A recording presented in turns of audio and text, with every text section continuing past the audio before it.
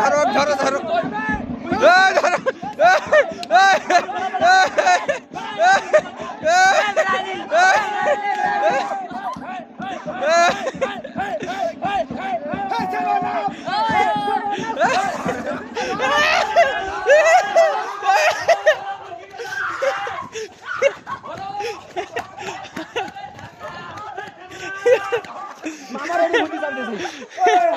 আমি আমার অনুভূতিটা বলি।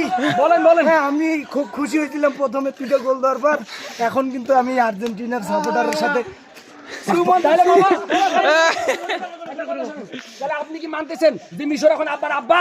কারণ আমরা যখনই খেলি, ঠিক আছে, আপনারা তখন বলেন নাকি? আপনারা যখন খেলা চলে, ঠিক আছে, আমাদের রেকর্ড নাই, আমরা কাউকে আব্বা ডাকি না। তো আজকে এরকম কেন করলেন? আমরা যখন 2টা গোল খেয়েছি তখন আপনার অনুভূতি কেন ছিল?